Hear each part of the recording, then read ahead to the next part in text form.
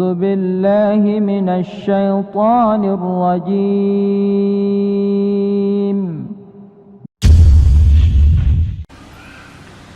Sebab kalau seandainya dalam peperangan itu Nabi SAW dan para sahabatnya tidak menang, maka antum tidak duduk di sini. Antum tidak mungkin bermajlis di sini.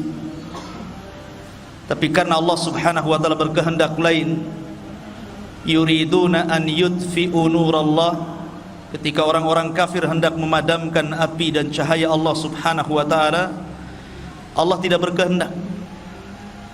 Ketika orang-orang kafir hendak memadamkan cahaya Allah, Allah tidak berkehendak, dan Allah terus menyempurnakan cahayanya. Ma'asyiral muslimin yang dimuliakan Allah Subhanahu wa taala, sebelum saya membahas tentang kisah perang Badar ini, saya akan memulai dengan satu kisah yang menarik dari seorang sahabiah, salah satu bibi daripada Nabi SAW, Atikah bintu Abi Talib, bintu Abdul Muttalib. Ma'asyiral muslimin yang dimuliakan Allah Subhanahu wa taala, kita tahu bahwa disebutkan dalam sebuah riwayat yang sahih tentang kisah mimpinya Atikah radhiyallahu anha. Jadi suatu ketika, ikhwah fillah muliakan Allah Subhanahu wa taala, Atikah ini bermimpi dengan mimpi yang sangat aneh sekali. Dalam mimpinya diceritakan, tiba-tiba datang seorang laki-laki menunggang unta dengan badan yang kecapean, keletihan dan compang-camping. Tiba-tiba dia berteriak di atas bukit, memanggil-manggil seluruh orang-orang Quraisy. Laki-laki ini mengatakan, "Infiru ya ahlal ghudur ila masari'ikum fi thalath." Apa katanya? Keluarlah kalian, larilah kalian menuju tempat kehancuran kalian dalam tempo 3 hari. Ketika itu Atikah bermimpi dan menceritakan mimpinya kepada saudaranya Abbas bin Abdul Muttalib. Dia mengatakan, "Wahai Abbas, semalam aku bermimpi aneh. Tetapi saya minta syarat kepadamu agar jangan kau ceritakan mimpi ini kepada siapapun. Karena kalau seandainya orang-orang Quraisy tahu, maka jangan-jangan mereka akan menyakiti aku dan keluargaku." Kemudian Abbas pun mengatakan, "Mimpi apa itu?" Maka Atikah mulai menceritakan mimpinya. Kata Atikah radhiyallahu anha, dia mengatakan bahwa dalam mimpiku datang seorang laki-laki dari arah yang jauh, datang kepada penduduk Mekah, kemudian berteriak dan mengatakan, "Infiru ila masari'ikum fi thalath." Larilah kalian menuju tempat kehancuran kalian dalam 3 hari. Dia menyebutkan 3 kali. Kemudian setelah itu orang ini menunggang unta dan naik ke atas bukit Abi Kubais. Bukit Abi Kubais ini sekarang menjadi istana. Dari Mekah nampak istana raja. Naik dia ke situ. Kemudian di atas bukit dia berteriak lagi dengan teriakan yang sama, "Wahai penduduk Quraisy, larilah kalian ke tempat kehancuran kalian dalam 3 hari." Setelah itu kemudian unta ini menendang batu, kemudian batunya menggelinding ke bawah, sampai di bawah hancur batu ini, dan setiap kepingannya kemudian melesat.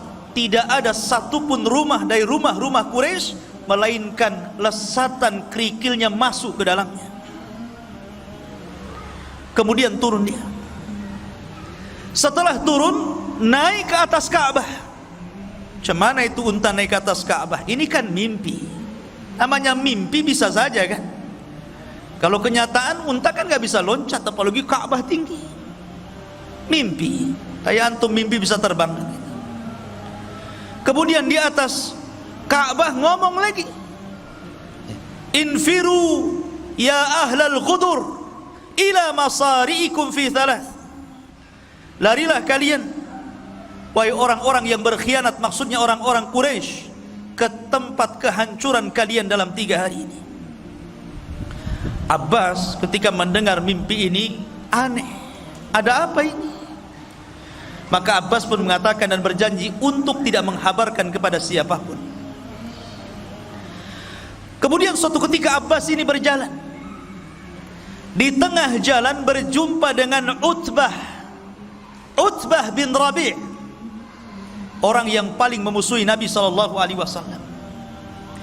Kemudian dia mengatakan, ya Utbah, kemari kamu. Ada apa wahai Abbas? Kemari. Aku mendengarkan dari saudariku Atika sebuah mimpi, tapi syaratnya jangan kau ceritakan ya. Ini khusus kamu dan saya saja. Kemudian Utbah ini penasaran, ada apa ini kok rahasia sekali. Kemudian diceritakan mimpi ini oleh Abbas, bagaimana Atika bermimpi ini. Abbas pun pergi. Kemudian Utbah pulang ke rumahnya. Di rumahnya berjumpa dengan anaknya Walid ibn Utbah ibn Rabi'ah. Dia mengatakan, ya Walid, sini.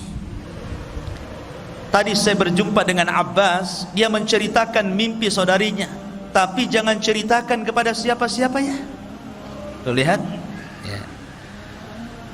Akhirnya diceritakan mimpinya itu. Setelah diceritakan, Walid ini keluar.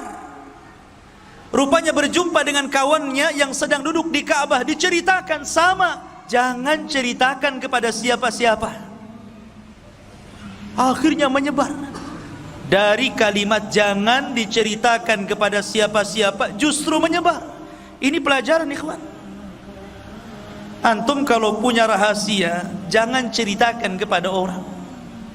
Jangan ya. Karena tidak semua orang bisa menyimpan rahasia loh.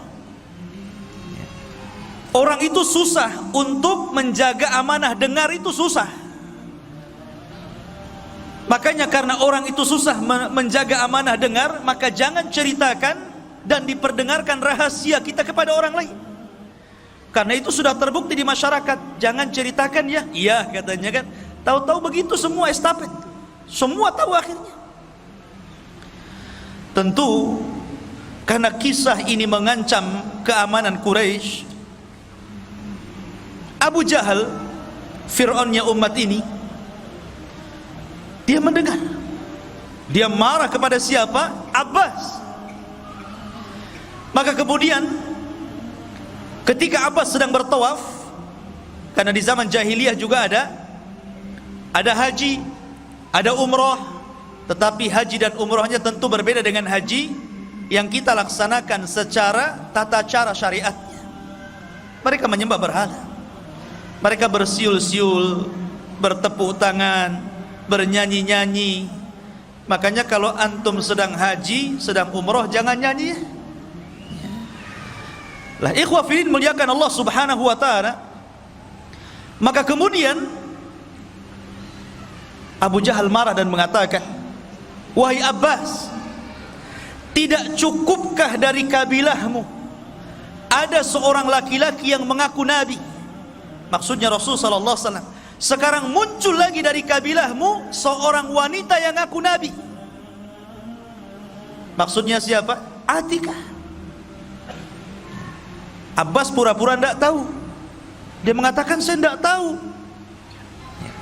Tapi Abu Jahal cerdas dan mengatakan, bagaimana engkau tidak tahu? Semua telah mengetahui kabar itu. Akhirnya kemudian Abu Jahal mengancam Abbas bin Abdul Muttalib ini. Kalau seandainya mimpi itu tidak terjadi dalam 3 hari, artinya bahwa penduduk Quraisy ini tidak ada apa-apa, maka saya akan tulis, dan tulisan itu ku gantung di depan Ka'bah, di mana tidak ada manusia yang paling dusta kecuali diri, dan semua orang Arab akan membenci kamu. Maka ancaman Abu Jahal ini menyebar di seluruh orang-orang Quraisy. Pulanglah Abbas. Ketika dia pulang, dia didemo oleh kabilahnya dan mengatakan, kenapa ya Abbas? Kau cerita tentang apa? Semua mencela kita di sini. Maka Abbas pun terdiam. Hari pertama tidak terjadi apa-apa. Hari kedua tidak terjadi apa-apa. Hari ketiga, tiba-tiba datang utusan dari Abi Sufyan, namanya Dhamdam, memberitahu kepada penduduk Quraisy bahwa harta dagangan kafilah mereka yang dititipkan kepada Abi Sufyan yang datang dari Syam menuju Mekah dan melewati jalur Madinah akan diserang dan dirampas oleh Muhammad dan pasukannya.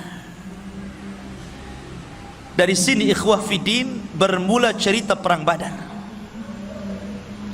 Ma'asyiral muslimin yang dimuliakan Allah Subhanahu wa taala.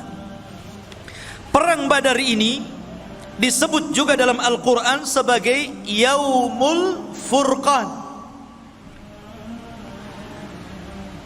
Hari yang membedakan antara hak dan yang batil. Ada juga yang mengatakan bahwa Badar itu disebut Yaumal Taqal Jam'ah.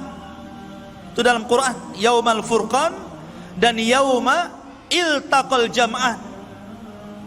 Iltaqa itu artinya berjumpa, Jam'an itu 2 pasukan besar.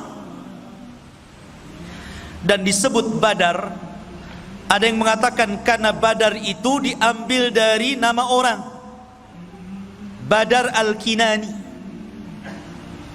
Ada juga yang mengatakan Badar itu sebuah sumur yang terletak di gurun pasir yang disebut dengan tempat peperangannya, akhirnya dinisbatkan kepada sumur Badar itu. Maka perangnya disebut perang Badar. Ada juga yang mengatakan karena daerah Badar itu dia seperti sumur melingkar, makanya kemudian disebut Badar, dan perangnya disebut perang Badar. Perang Badar ini ikhwan terjadi pada tanggal 17 bulan Ramadan. Subhanallah, bulan yang penuh berkah, ikhwan. Bulan yang dibukakan pintu-pintu sorga, bulan yang ditutup seluruh pintu neraka, dan bulan yang setan-setan diikat di situ. Bulan yang penuh berkah. Dan dalam sejarah ada beberapa peperangan yang terjadi di bulan Ramadan. Yang pertama perang Badar, kemudian Fathu Mekah, termasuk juga perang Qadisiyah, pembebasan Baitul Maqdis di zaman Umar ibn Khattab, kemudian perang Tatar, dan semua peperangan yang terjadi di bulan Ramadan Allah menangkan. Ma'asyiral muslimin, perang Badar ini berbeda dengan perang-perang yang lainnya. Kenapa? Karena perang Badar ini sebenarnya tidak ada tujuan perang sama sekali. Nabi tidak ada tujuan perang. Makanya Nabi tidak mencela orang-orang yang tidak ikut dalam peperangan. Nabi itu ketika keluar ke Badar hanya menganjurkan orang-orang yang hadir saja untuk berangkat. Adapun orang yang bekerja di ladang-ladang mereka atau sedang safar, mereka tidak diwajibkan untuk ikut dalam peperangan, karena memang tujuannya bukan perang. Tujuannya hanya untuk merampas kafilah dagangnya Abi Sufyan yang datang dari Syam menuju Mekah. Itu saja. Kenapa Nabi SAW ingin merampas itu? Ingin merampok apa yang ada pada Abi Sufyan? Karena Nabi ingin mengambil haknya kembali. Dahulu Nabi SAW ketika berdakwah di kota Mekah, apa yang terjadi? Dimusuhi, diancam, bahkan hendak dibunuh. Para sahabatnya disiksa, bahkan sahabat juga ada yang dibunuh seperti keluarga Ammar bin Yasir. Maka ketika itulah Allah mengizinkan mereka hijrah. Ketika hijrah, mereka tidak membawa kecuali sehelai baju di badannya. Orang-orang Quraisy merampas harta mereka, merampas rumah mereka, merampas kebun mereka, merampas bisnis mereka. Maka Nabi ingin mengambil haknya kembali. Maka Nabi SAW tidak banyak membawa orang, hanya 314 orang saja. Persis seperti tentara Talut ketika melawan Jalut, persis jumlahnya. Dan perang Talut ketika melawan Jalut pun terjadi di bulan Ramadan, dan jumlahnya sama itu ya. Jumlah tentara Talut 314, jumlah tentara Rasul yang ke Badar sama 314 orang, dengan 2 kuda, hanya 2 kuda saja, dan 3 unta. Itu pun untanya gantian tuh. Disebutkan bahwa Nabi SAW menunggang unta bertiga gantian. Abu Lubabah, kemudian Ali bin Abi Thalib, dan Nabi SAW. Kemudian unta satunya Mikdad dan yang lainnya.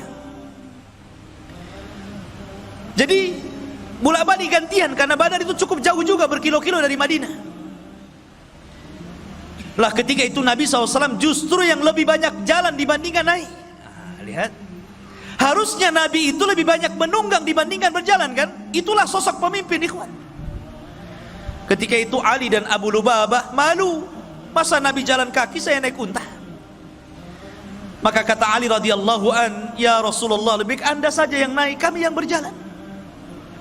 Maka Rasul mengatakan, ya Ali, kalian tidak lebih kaya pahala dibandingkan diriku, dan kalian tidak lebih kuat fisiknya dibandingkan diriku. Sudah, naik saja. Ma'asyiral muslimin yang dimuliakan Allah Subhanahu wa ta'ala. Maka ketika Nabi SAW bergerak, kemudian mengutus orang untuk memeriksa kafilah itu tentang benar dan tidaknya, akhirnya Rasul mendapatkan kepastian bahwa kafilah Abu Sufyan telah bergerak dari Syam. Abu Sufyan ini tidak bodoh, orang cerdas. Ketika dia mendengar isu bahwa dia akan diserang oleh Rasul dan pasukannya, dia pun mengutus orang untuk mengecek ke Badar. Tidak puas, dia cek sendiri. Sampai di Badar gak ada orang, kecuali orang-orang yang memang tinggal di situ, beberapa orang saja. Kata Abu Sufyan kepada orang-orang yang tinggal di Badar, ada nggak pergerakan-pergerakan atau orang-orang ramai yang menuju ke sini? Orang situ tidak tahu, karena Nabi SAW dalam setiap peperangan selalu menggunakan taktik tawari. Tawari itu artinya, pamannya nih, dari sini ke Batam Center harusnya melewati jalan yang harusnya dilalui jalan besar, tapi dia mungkin belok ke Bengkong dulu sana. Itu namanya tawari. Setiap peperangan Rasul seperti itu, kecuali 2 peperangan.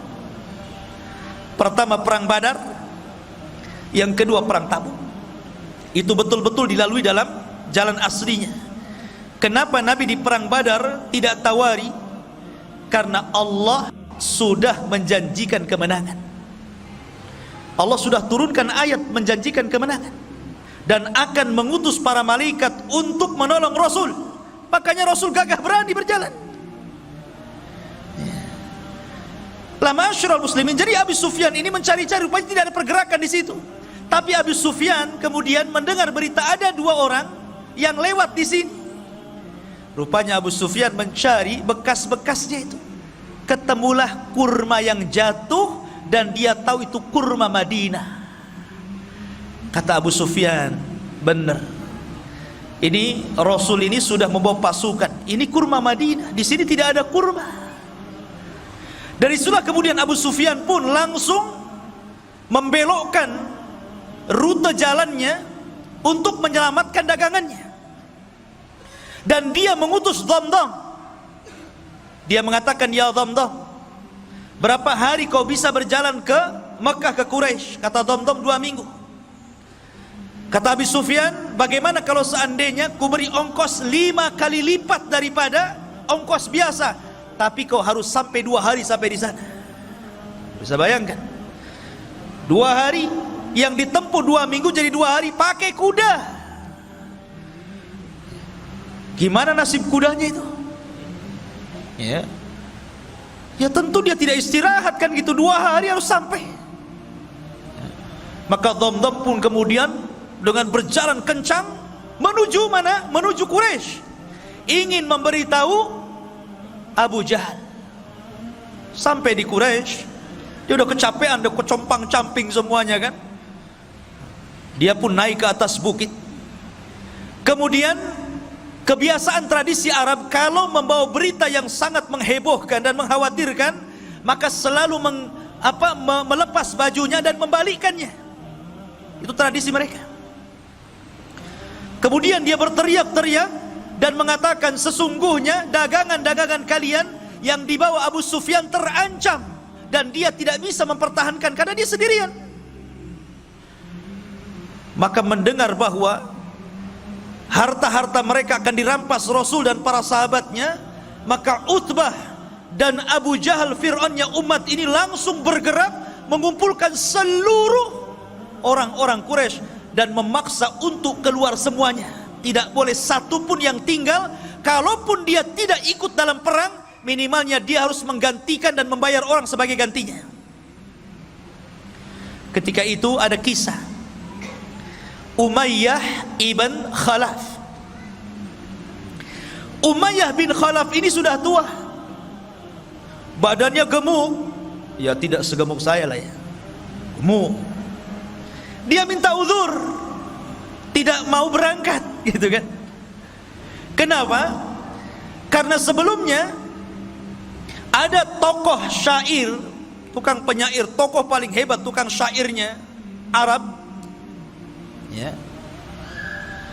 Dia mengatakan, kalau kalian tetap keluar membantai Muhammad dan pasukannya, sama saja kalian membantai anak dan saudara kalian.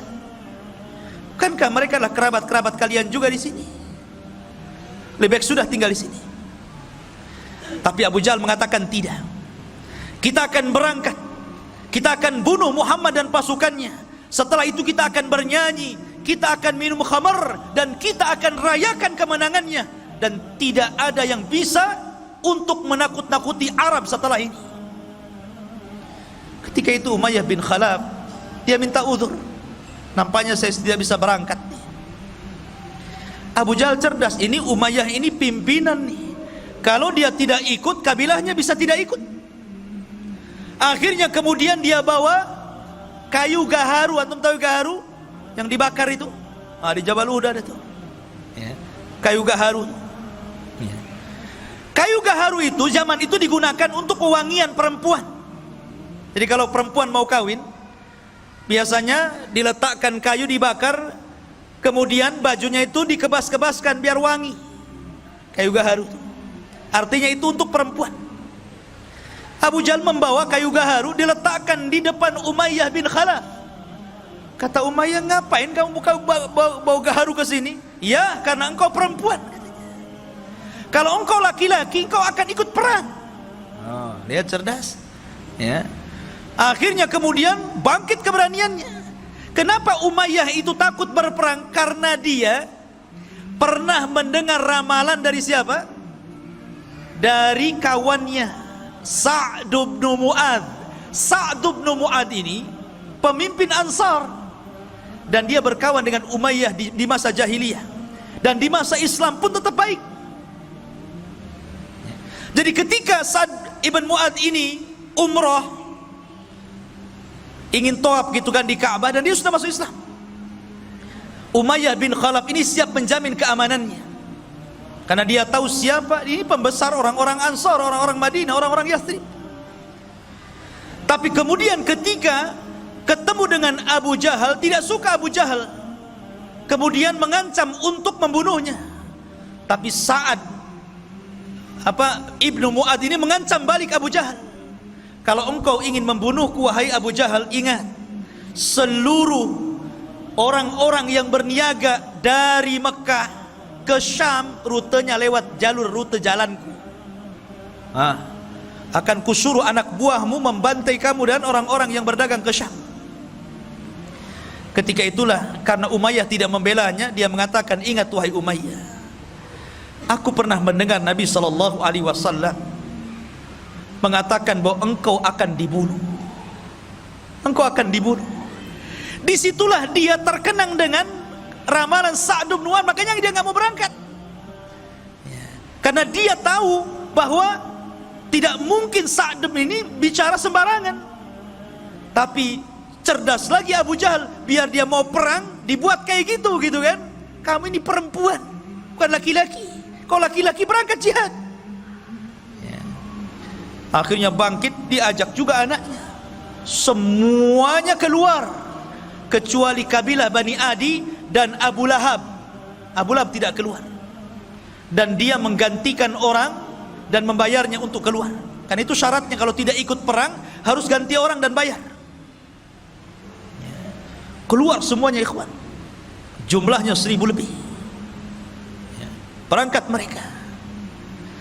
Lah Nabi SAW ikhwafidin muliakan Allah subhanahu wa ta'ala, di sisi lain maka Nabi SAW kemudian mendengar ada pasukan besar yang digerakkan oleh para pembesar Quraisy, sementara Rasul ini gak ada persiapan, bukan mau perang kok. Mereka hanya untuk menghadang kafilah Abu Sufyan, sehingga peralatan perang juga ala kadarnya, persiapan juga ala kadarnya, tidak punya pengalaman perang. Makanya Nabi SAW bermusyawarah ketika itu, karena ini urusannya orang-orang muhajirin, bukan orang-orang ansor. Ini kan urusannya orang muhajirin, orang ansor nggak terlibat di sini. Nabi itu kan ingin mengambil hak orang-orang muhajirin, orang ansor nggak ada urusan di sini.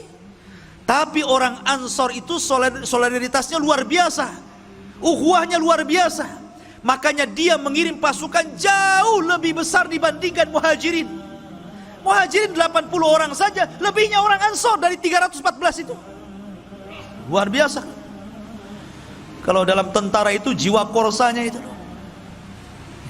nggak mau tuh tolong juga. Maka Rasul mengatakan kepada orang-orang ansar, wahai orang-orang ansar, ini perkara muhajirin, tapi musuh di depan kita ini macam mana? Seolah-olah Rasul SAW mengisyaratkan agar mereka ikut bergabung.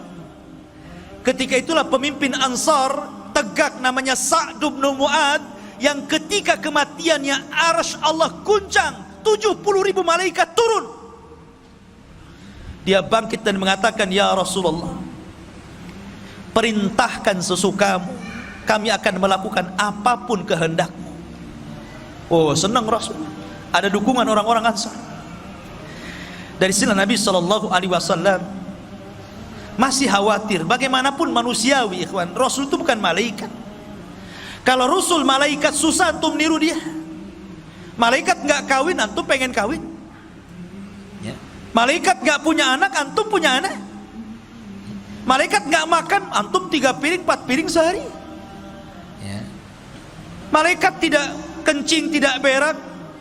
Malaikat itu berbeda dengan makhluk. Makanya Rasul itu manusia, jadi ada sisi kemanusiaannya. Rasa takut itu wajar.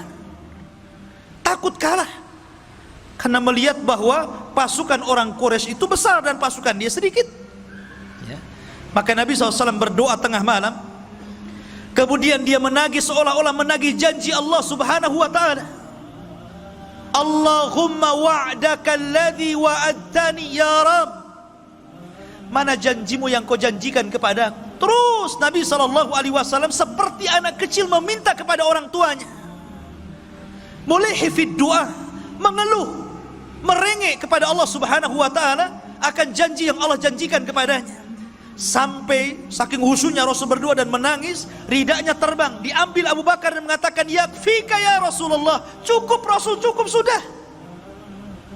Maka Rasul mengatakan, Allahumma intahlik hadhil isabah falan tu'bad abada. Ya Rabb, kalau kau hancurkan kelompok yang sedikit ini, maka engkau tidak akan ada yang menyembah lagi di permukaan bumi.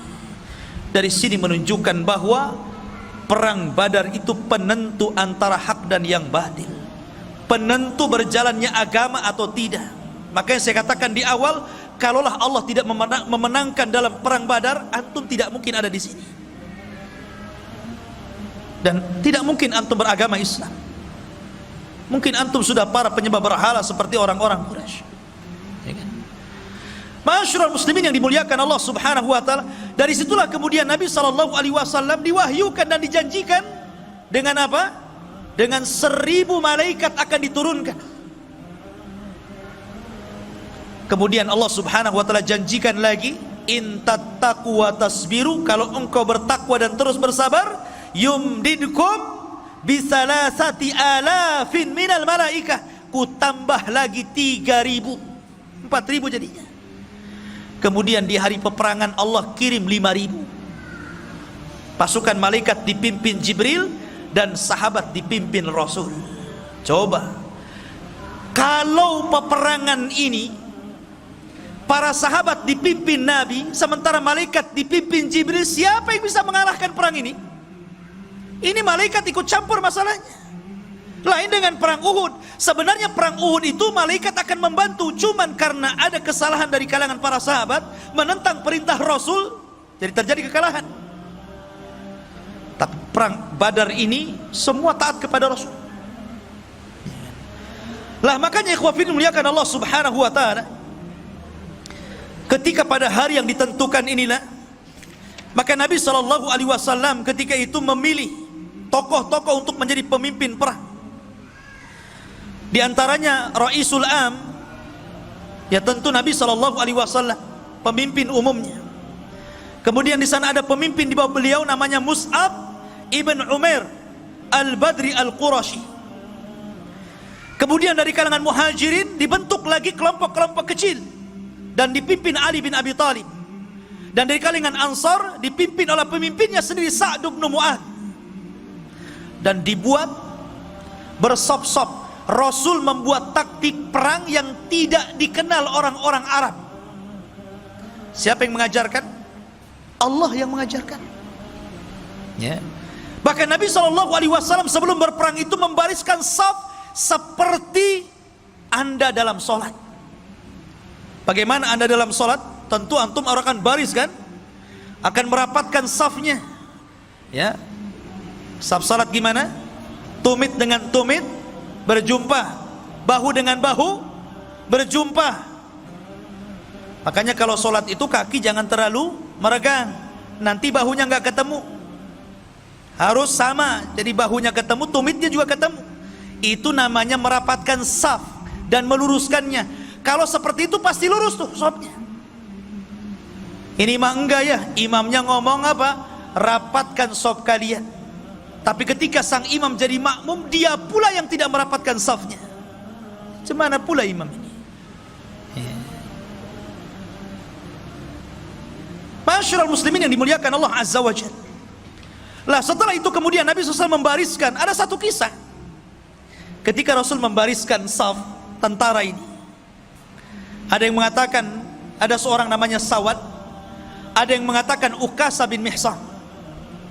Jadi orang itu lurus barisnya, ini agak ke depan nih. Maka Nabi SAW mengambil tongkat kemudian memukul perutnya supaya mundur. Nabi SAW tegas, ikhwan. Rupanya kejadian ini teringat satu kisah di saat akhir wafatnya Nabi SAW. Ketika Nabi SAW sudah sakit parah, kemudian mengumpulkan para sahabatnya dan mengatakan di hadapan para sahabatnya, wahai manusia, ya ayyuhan nas, man kuntu dharabtu dhahran fahadha dhahri falyaktas minni. Wahai manusia, siapa yang dulu pernah kupukul punggungnya, nih punggungku, kisah sekarang. Ketika itu semua para sahabat terdiam. Tidak mungkin para sahabat bicara ketika bicara Rasul.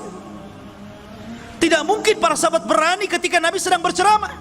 Tiba-tiba ada seorang sahabat bangkit, kemudian mengatakan, "Ana ya Rasulullah, ma dumta talabtal qasas fa ana aqtas ming." Selama engkau menuntut kisos, saya ingin mengkisos dirimu. Wih, semua melihat sahabat ini. Kurang ngajar nih sahabat ini. Ya. Nabi sudah sakit, tiba-tiba bangkit kemudian mengatakan seperti itu. Ali datang, "Ya Rasulullah, biar saya yang dipukul." Abbas datang mengatakan, "Ya Rasulullah, biar saya yang dipukul." Kata Rasul, "Diam, biar dia kisos aku."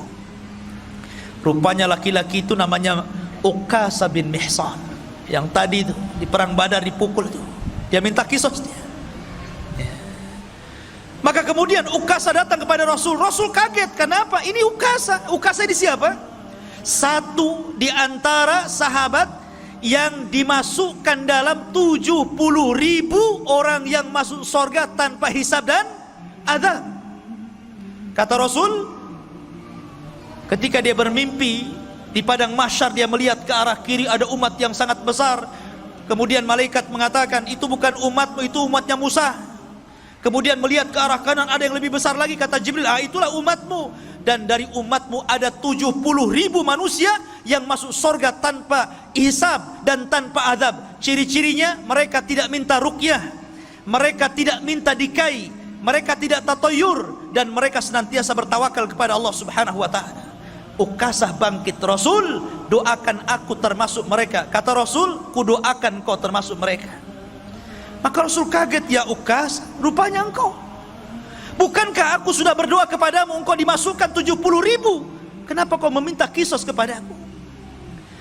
Maka Uqasah mengatakan, "Engkau yang meminta. Bukankah engkau yang meminta, wahai Rasul? Maka saya ingin mengkisos diri." Maka Rasul mengatakan, "Ambilkan tongkat, berikan kepadanya." Maka Uqasah dengan gemetaran mengambil tongkat. Kata Uqasah, "Rasul, waktu kau pukul diriku, aku nggak pakai baju. Maka kamu harus melepas bajumu." Makin lagi marah sahabat ini kan. Ya, apa ini Uqasah ini? Ya. Akhirnya Nabi SAW melepas bajunya. Ya. Sudah hampir goyang. Sahabat dah tegang itu ya kan. Digoyang-goyang kan tegak tuh, tegang semuanya. Ini betul tak betul lah kan gitu.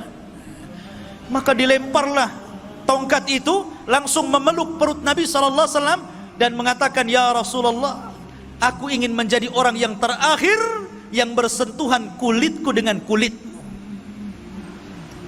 Uqasah bin Mihsan. Jadi Nabi merapihkan saf dalam perang Badar itu. Ya. Ma'asyiral muslimin yang dimuliakan Allah Subhanahu wa ta'ala. Maka dalam tradisi jahiliyah, dalam tradisi perang orang-orang dulu, sebelum berperang ada istilah mubarazah namanya. Mubarazah itu lawan tanding. Nih jagoanku, mana jagoanmu. Begitulah perang dulu. Ya.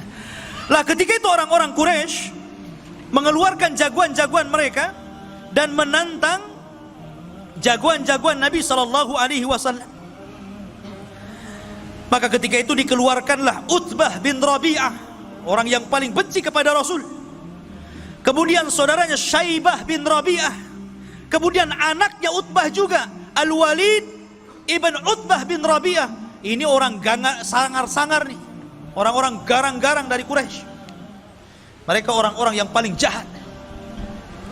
Kemudian Nabi SAW mengeluarkan 3 orang Ansar, tapi ditolaknya dan mengatakan, "Kami tidak ada urusan dengan orang Ansar. Kami ingin keluarkan jagoan kalian dari Muhajirin." Maka Nabi SAW ketika itu memilih 3 orang. Hamzah, Asadullah, singa Allah, Sayyidus Syuhada, pemimpinnya para syuhada di surga, dikeluarkan untuk melawan Syaibah bin Rabi'ah. Kemudian Rasul memerintahkan Ali bin Abi Thalib untuk melawan Al-Walid ibn Utbah bin Rabi'ah. Kemudian Rasul mengeluarkan Ubaidah ibnul Harith dan melawan Utbah bin Rabi'ah. Maka terjadilah pergulatan hebat. Hamzah, Asadullah, sekali tebas saja matilah Syaibah. Kemudian melihat Ali kewalahan melawan Utbah, dibantunya, ditebas lagi, meninggal Utbah. Kemudian Al-Walid ibn Utbah juga meninggal di tangan Ali. Cuman Ubaidah ibn al-Haris ketika dia bergulat dengan Utbah ini memang agak sengit, saling bacok-bacokan ya, kayak orang carok gitu ya. Sehingga lukanya ini menjadikan dia tidak tahan lama hidup, kemudian dia meninggal. Dan Rasul mengatakan, asyhadu annaka syahid ya Ubaidah, saya bersaksi engkau telah menjadi syahid. Maka ketika jagoan-jagoan mereka kalah dan meninggal, marah Abu Jahal. Dari setelah kemudian Abu Jahal menggerakkan pasukannya. Mereka tidak paham bagaimana Allah sudah mengajarkan taktik perang. Bahkan mereka tidak tahu bahwa di belakang pasukan Rasul ada 5.000 malaikat, dipimpin oleh Jibril, menggunakan kuda putih, dan dilihat oleh orang-orang kafir dan tidak dilihat orang-orang yang beriman. Jadi yang melihat hanya orang kafir saja. Orang yang beriman tidak tahu. Bahasanya antum baru nyabut golok, kepala orang sudah melayang gitu. Enak nggak kalau perang kayak gitu? Antum baru ngambil pedang gitu kan, kepalanya sudah melayang. Makanya Allah mengatakan, wa ma ramaita id ramaita walakinnallaha rama. Ya. Ketika engkau melempar, wa ma ramaita, tidaklah engkau melempar. Ketika engkau melempar, ketahuilah bahwa Allah sesungguhnya yang melempar dia. Karena ketika itu kuda yang ditunggangi Jibril ini menebarkan debu, dan debu itulah masuk ke mata-mata orang-orang kafir Quraisy ini, sehingga mereka kesulitan untuk memandang. Dan itulah para sahabat mudah untuk melumpuhkan, sehingga 70 orang kafir meninggal dan 70 menjadi tahanan. Selebihnya mereka lari tunggang langgang kembali ke Mekah. Dan subhanallah, Allah hinakan Abu Jahal oleh 2 anak kecil, namanya Mu'adz dan Mu'awwidh, keduanya putra Afra. Ini anak kecil ini ikut perang, si Mu'adz dan Mu'awwidh ini. Dia kan orang Madinah, nggak tahu Abu Jahal mukanya kayak apa, dia nggak tahu. Ketika peperangan dia cari Abdurrahman bin Auf dan mengatakan, ya Abdurrahman, yang mana sih Abu Jahal itu? Si Fir'aunnya umat ini yang mana ya? Kata Abdurrahman, no, itu tuh orang itu. Langsung 2 anak kecil ini, 2 anak remaja ini mencabut pedangnya, dikeroyok sama 2 anak remaja ini, mati Abu Jahal. Bayangkan ya. Dan keduanya mengklaim membunuhnya, dan Rasul membenarkannya.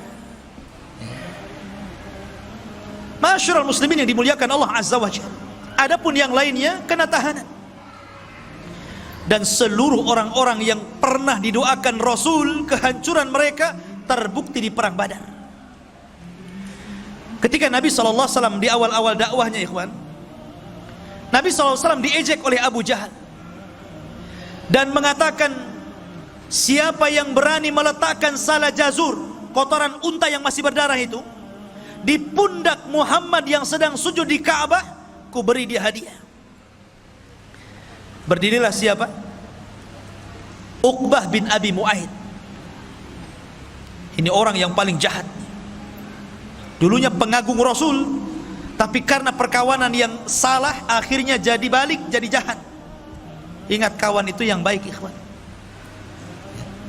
Uqbah bin Abi Mu'aid ini dulu penggemar Rasul. Walaupun Rasul itu seorang nabi dan agamanya berbeda, tapi karena dia seorang penyair, dia suka kalau Rasul itu melantunkan Quran ya. Makanya suatu ketika karena bangganya mengidolakan, ya samalah seperti antum orang Islam mengidolakan para pemain bola. Para pemain bola itu sebagian mereka kafir, bahkan kebanyakan kafir, tapi antum idolakan kan, pasang gambarnya, kalau dia bertamu ke rumah antum kemudian selfie, viral tuh ya kan? Lah begitulah idolanya Uqbah bin Abi Mu'aid ini kepada Rasul. Jadi suatu ketika dia meminta kepada Rasul untuk bertamu, maunya ngasih makan, ngasih jamuan, tapi Rasul tidak mau makan. Alasannya apa? Karena kamu kafir, kalau kamu Islam saya mau makan. Jadi akhirnya pura-pura dia bersyahadat, yang penting idolanya mau makan. Syahadatnya ini tersebar, maka Umayyah bin Khalaf, kawan dekatnya ini marah. Kau dengar, kau sudah bersyahadat ya, kau ikut agama Muhammad ya? Oh enggak, saya hanya ingin menjamu dia saja, saya pura-pura saja. Enggak, kamu sudah masuk Islam, bukan kawan saya. Akhirnya dia mengatakan, enggak, saya ingin berkawan dengan kamu, saya siap melepaskan itu semuanya. Akhirnya dilepaskan lagi syahadatnya.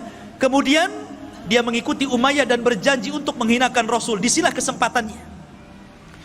Jadi ketika Abu Jahal ini menawarkan untuk menyakiti Rasul, bangkit dia, biar saya saja. Dia ingin membuktikan perkawanannya, bahwa dia masih satu geng dengan Umayyah. Dia mencari kotoran unta. Hati-hati antum kalau cari kawan, ya. Maka dia cari, Allah takdirkan ketemu pula tuh. Ketika Rasul sedang sujud, diletakkan itu kotoran unta, ya kemana-mana. Rasul sujud tidak berhenti. Fatimah datang yang masih kecil, menangis melihat bapaknya dihinakan, kemudian dibersihkan. Kemudian mengatakan, ya abi, wahai bapakku, ud'u ala haula, doakan kehancuran kepada mereka. Maka Rasul pun mulai mendoakan kehancuran satu persatu. Dan semua orang yang didoakan Rasul ketika itu terbukti di perang Badar. Semua orang yang tertawa mengejek Rasul ketika Uqbah bin Abi Mu'ayth menghina Rasul, semuanya terbunuh di perang Badar. Ma'asyiral muslimin yang dimuliakan Allah Subhanahu wa taala. Lah ketika itu Nabi SAW dan para sahabatnya berhasil mengalahkan dan memukul mundur orang-orang kafir Quraisy. Ma'asyiral muslimin yang dimuliakan Allah Subhanahu wa taala. Ada satu kisah yang menarik. Kita tahu bahwa salah satu paman Rasul namanya Abbas. Abbas ini sebenarnya ada yang mengatakan dia sudah masuk Islam, cuman disembunyikan keislamannya, tapi masih tinggal di Mekah karena dia melihat keluarganya ada di situ. Ada yang mengatakan dia tidak masuk Islam, tetapi walaupun demikian dia menganggap Rasul adalah kerabatnya, keluarganya, tidak mungkin dia memerangi. Tapi karena dipaksa oleh orang-orang Quraisy, akhirnya berangkat juga dia.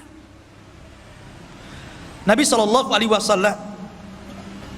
ketika itu mewanti-wanti kepada para sahabatnya, kalian kalau dalam peperangan berjumpa dengan pamanku Abbas, jangan kalian bunuh. Abu Hudzaifah ketika itu tidak terima dan mengatakan, ya Rasulullah, mereka akan membunuh anak-anak kita, mereka akan membunuh saudara-saudara kita dan keluarga kita. Kenapa kita tidak boleh membunuh Abbas? Maka Umar bin Khattab radhiyallahu anhu marah karena Abu Hudzaifah ini tidak mendengar apa yang diperintahkan Rasul. Apa kata Umar? Ya Rasulullah, da'ni adrib unuqa fa innahu munafiq. Rasul, sebelum perang ku tebas saja lehernya Abu Hudzaifah, dia munafik dia. Ya. Maunya Umar itu kalau Rasul yang perintahkan sami'na wa ata'na. Itulah para sahabat. Begitulah para sahabat. Ya. Makanya ketika itu para sahabat Rasul ketika hendak bergerak ke perang Badar, mereka mengatakan, ya Rasulullah, jangan samakan kami dengan Bani Israel yang mengatakan kepada Musa, idhab anta wa rabbuka faqatila, berangkat engkau dengan Tuhanmu berperang berdua saja, jangan ikutkan kami. Kami tidak seperti itu. Kalau engkau mengatakan berperang, maka kami siap berperang. Itulah para sahabat. Maka ketika itu dari 70 tawanan, kan 70 mati. Dan dari kalangan orang-orang kaum muslimin tidak banyak, kurang dari 10 orang saja yang meninggal dunia, yang syahid. Tapi dari kalangan orang-orang Quraisy 70 meninggal dan 70 menjadi tawanan. Lah tawanan ini salah satunya yang ditawan siapa? Abbas. Ini kena tawan nih. Ketika itu orang Ansor mengaku dan mengatakan, ya Rasulullah, aku yang menawannya. Kata Abbas, diam kau bodoh. Bukan kamu yang menawan. Yang menawanku adalah seorang laki-laki yang berpenampilan aneh, pakai kuda putih, kemudian pakaiannya putih. Maka Rasul mengatakan, ya Abbas, itulah malaikat. Yang menawanmu adalah malaikat. Lah ma'asyiral muslimin yang dimuliakan Allah Azza wa Jalla, akhirnya kemudian Abbas ini dirantai, sebagai tawanan dirantai. Tidak boleh lepas lagi. Nanti kabur dia kalau nggak dirantai. Ya, yang dijeruji saja bisa manjat, apalagi di rantai saja kan. Abbas ini karena kesakitan, karena namanya dirantai gitu kan, kesakitan. Jadi tengah malam dia, namanya orang kesakitan pasti akan yasruh. ya, pasti akan mengeluarkan suara sakit, aduh gitu kan. Lah Rasul ini mendengar suara aduhnya Abbas bin Abdul Muttalib, namanya pamannya sendiri, dan sudah dianggap keluarga paling dekat, paman yang dicintai. Dia tidak tahan dengan suara yang keluar dari lisan Abbas yang kesakitan itu, sehingga dia tidak tidur sama sekali. Dia sedih melihat Abbas. Tapi Nabi SAW seorang manusia yang adil, ikhwan, yang sangat adil, dan keadilannya harus dicontoh oleh seluruh para pemimpin yang hendak jadi pemimpin. Walaupun dia pamannya, tidak lantas kemudian karena dia kesakitan dia datang, "Dah kamu itu paman saya lepas saja," kan begitu. Enggak, dibiarkan. Cuman Rasul merasa merana saja. Di pagi harinya itulah dia mengumpulkan para sahabat Rasul. Kemudian dia berceramah, "Demi Allah, semalam aku mendengar suara Abbas kesakitan, dan aku tidak tenang dan aku tidak tidur sampai hari ini." Maka melihat kesedihan Nabi SAW, sahabat mengatakan, "Ya Rasulullah, kalau memang engkau berkehendak untuk kami memaafkannya, kami akan maafkan dia. Kalau engkau berkehendak, engkau ingin melepaskan dia, kami lepaskan." Tuh lihat para sahabat, bagaimana memahami perasaan Nabi SAW. Tetapi Nabi SAW sekali lagi adalah manusia yang adil, tidak mungkin dia lepaskan tawanan. Jangankan lagi Abbas, ketika ada seorang wanita dari Makhzumiyah mencuri, kemudian didatangkan kepada Nabi SAW, Ali datang kepada Rasul, "Ya Rasul, maafkan sajalah wanita itu." Kemudian Abbas juga datang, "Ya Rasul, maafkan saja." Akhirnya sampai meminta Usama yang lembut, anak angkat Rasul, biar Rasul maafkannya. Tapi Rasul mengatakan, "Ayyuhan nas, aimullah, lau kana Fatimatu bintu Muhammadin saraqat laqata'tu yadah." Wahai manusia, demi Allah, kalaulah putriku Fatimah bintu Muhammad mencuri, aku yang akan potong tangannya. Lihat bagaimana keadilan Rasul. Makanya kemudian mengatakan kepada Usama, "Ya Usama, jangan kau uji diriku ya. Sesungguhnya hancurnya umat terdahulu apabila orang-orang mulia mencuri, maka ditinggalkan hukum hudud. Tapi apabila orang-orang lemah yang mencuri, maka mereka menegakkan hukum hudud." Rupanya sabda Rasul ini menjadi kenyataan hari ini. Kalau para pejabat yang mencuri, para koruptor-koruptor itu enak ya, penjaranya jaga enak. Enak nggak tuh penjaranya itu? Enak gitu kan. Tapi coba kalau yang nyuri itu orang-orang rendah gitu, nyuri nasi bungkus dikejar, dibakar sama ban. Masyarul muslimin yang dimuliakan Allah Subhanahu wa ta'ala. Intinya bahwa Nabi SAW membiarkan Abbas, kata Rasul, tidak, biarkan dia terikat. Dan jangan lepaskan siapapun kecuali dia bayar tebusan. Walaupun Abbas, dia harus bayar tebusan. Itulah keadilan, harus ditegakkan, tetap harus ditegakkan, tidak bisa. Ya. Masyarul muslimin yang dimuliakan Allah Subhanahu wa ta'ala. Adapun Al-Haris ini saudara Abu Jahal, dia lari. Padahal Al-Haris ini orang yang paling berani di kota Mekah, orang yang paling kuat dia. Tapi dia melihat peperangan yang rasanya tidak mungkin menang, lari dia, takutan. Maka dikejar oleh Hasan ibn Thabit, seorang penyair Rasul, kondang penyair Rasul. Ya, penyair karena di zaman itu media dengan syair. Belum ada YouTube, belum ada Instagram, belum ada WA, nggak ada. Pakai syair. Dikejar sama Hasan, kemudian Al-Haris pun dibunuh di tengah jalan. Ya. Adapun Umayyah bin Khalaf lain lagi ceritanya. Umayyah bin Khalaf ini kawannya Abdurrahman bin Auf, baik dalam semasa jahiliyah ataupun ketika Abdurrahman bin Auf sudah masuk Islam, itu masih berkawan tuh, masih rekan bisnis. Ya, antara Umayyah bin Khalaf dengan siapa? Dengan Abdurrahman bin Auf. Tapi Umayyah ini tidak suka memanggil Abdurrahman. Dulu Abdurrahman bin Auf itu namanya Abduddar namanya. Setelah dia masuk Islam, diganti namanya menjadi Abdurrahman. orang-orang musyrik Arab itu tidak suka dengan nama Abdurrahman. Makanya dia mengatakan kepada Abdurrahman, ya Abdaddar. Tapi Abdurrahman tidak mau nengok, nggak suka nama itu nama jahiliyah. Makanya antum kalau punya nama yang tidak bermakna, apalagi namanya aneh-aneh gitu kan, ada namanya Jahannam gitu kan, apa ini antum kasih nama Jahannam? Gantilah, ya. Jadi dia nggak suka. Akhirnya kemudian kata Umayyah, wahai Abdaddar, kalau aku panggil dirimu Abduddar, kau tidak suka.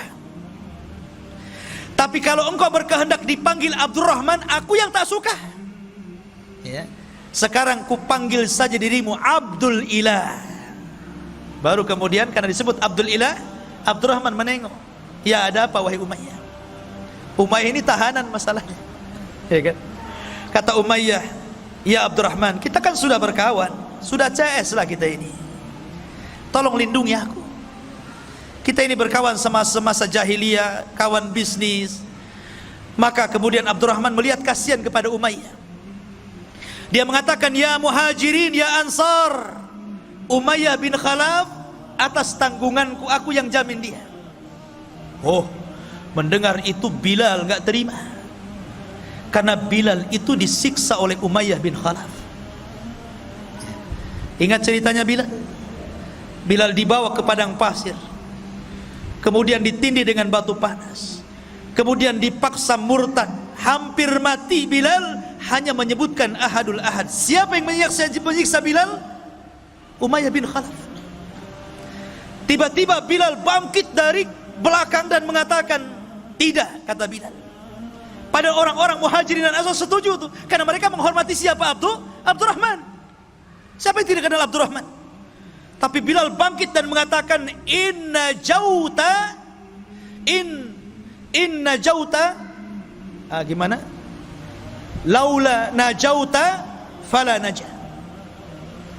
Kalau seandainya engkau ingin selamat, maka engkau tidak akan selamat. Kalau seandainya engkau ingin selamat, engkau tidak akan selamat. Maka ketika itu seluruh para sahabat melihat Bilal. Ketika itu Bilal mengacungkan pedang.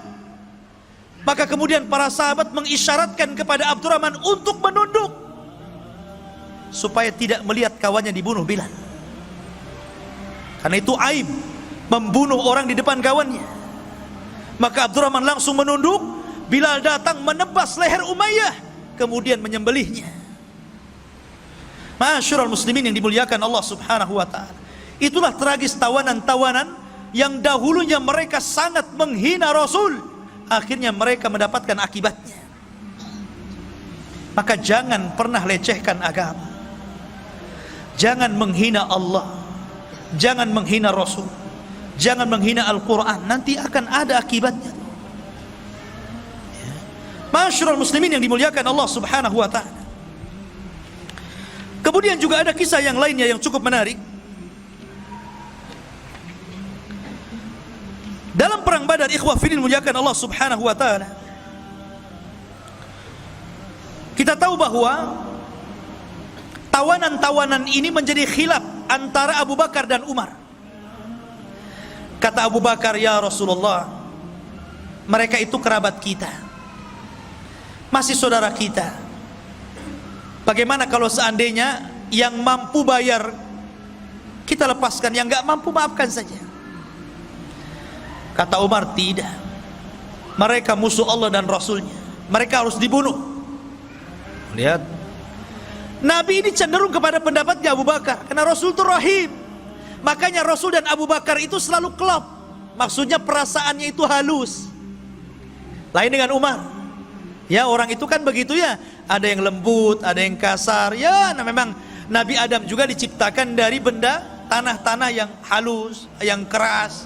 Makanya ada yang halus, ada yang keras kepala kan begitu. Ya. Lah, akhirnya Allah Subhanahu wa taala membenarkan ra'yunya siapa? Umar.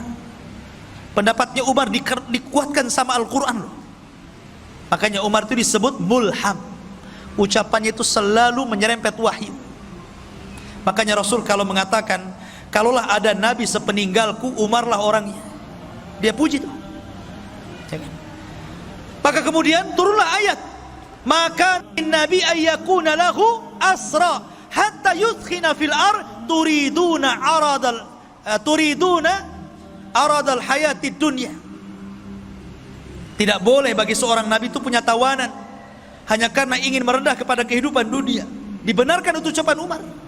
Dari sinilah kemudian Nabi SAW membuat keputusan tentang tawanan itu menjadi 3. Sebagian mereka yang membahayakan dibunuh, sebagian mereka yang bisa ditebus supaya membiayai uangnya bagi kaum muslimin, tebus. Dan sebagian mereka yang tidak bisa ditebus, maka mereka harus mengajari kaum muslimin. Yang pintar matematika suruh ngajari anak-anaknya, yang pintar fisika suruh ngajari anak-anaknya kaum muslimin. Yang pintar Quran, enggak mungkin Quran orang musyrik ya. Ya. Intinya suruh menyalurkan ilmunya, dibagi 3 akhirnya. Begitulah Rasulullah SAW memperlakukan para tawanan. Tapi Rasul mengatakan kepada para sahabatnya, aku nasihatkan kepada kalian agar berbuat baik kepada tawanan kalian. Lihat bagaimana kita lihat sekarang ketika orang-orang kafir menawan kaum muslimin. Kita lihat di media-media mas bagaimana mereka disiksa habis-habisan kan? Terkadang mati meninggal di penjara. Tapi Islam tidak demikian. Islam itu dinur rahmah, ikhwan.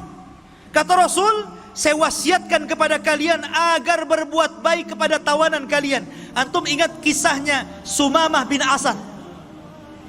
Dia kena tawan tuh. Ya. Dia kena tawan oleh pasukan Rasul, dibawa ke hadapan Rasul. Kata Rasul, ikat dia di masjid. Dari sini menurut ulama fikih mengatakan bolehnya orang junub duduk di masjid. Karena Sumamah bin Asal ini orang kafir, tentu tidak pernah mandi junub. Orang kafir mandi junub nggak mungkin orang kafir mandi junub. Artinya bahwa orang kafir pasti junub kan? Tapi oleh Rasul diikat di masjid 3 hari lagi. Kalau memang orang junub tidak boleh di masjid, tentu Rasul akan ikat di luar masjid kan? 3 hari. Setiap hari Rasul menawarkan Islam. Dan Rasul memperlakukan Sumamah dengan baik. Para sahabatnya juga dengan baik. Bicaranya lembut. Dari situlah Sumamah melihat bagaimana akhlak Rasul dan para sahabat. Karena 3 hari tidak mau masuk Islam, dilepaskan sama Rasul. Kenapa? Karena Sumamah bin Asal ini adalah pemimpinnya Yamamah. Dan Yamamah itu adalah penghasil gandum terbesar yang memasok gandumnya ke Quraisy. Ini kalau dibunuh bahaya ya, makanya dilepas. Sepanjang jalan Sumamah ini mikir, kok beda agamanya dengan agama yang saya anu. Lebih indah, lebih somea, lebih sopan, baik. Balik lagi dia. Kemudian mengislamkan dirinya, asyhadu an la ilaha illallah wa asyhadu anna Muhammadar Rasulullah. Lihat. Kan dia bisa aja pulang kan? Balik lagi masuk Islam dia. Itulah bagaimana Rasul memperhatikan tawanan dengan baik. Akhirnya Rasul mengajarkan bagaimana cara umrah. Mendengar Sumamah ini masuk Islam, orang Quraisy marah tuh. Ketika dia umrah hampir panah-panah menghadang dia. Kata Sumamah, coba-coba kalian panah saya, ku stop gandum kepada kalian, kelaparan kalian.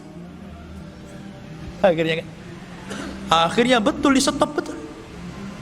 Habis umrah dia pulang, dia stop. Kata Sumamah, aku baru akan ngirim gandum kepada kalian kalau ada izin dari Nabi SAW. Akhirnya berbulan-bulan mereka nggak ada makanan, datang minta izin agar dilepaskan. Akhirnya dikirim lagi. Lah ini ikhwafin muliakan Allah Subhanahu wa taala. Bagaimana Rasulullah SAW memperhatikan tawanan. Maka perang Badar ini luar biasa banyak pelajaran yang kita bisa petik. Salah satunya ikhwafin muliakan Allah Subhanahu wa taala, bahwa dalam perang ini di mana Allah Subhanahu wa taala memuliakan agama ini karena mereka memuliakan Allah dan Rasulnya. Mereka taat dengan Allah dan Rasulnya. Mereka ikut berperang bersama Nabi SAW. Kemudian yang kedua, kalaulah Allah Subhanahu wa taala tidak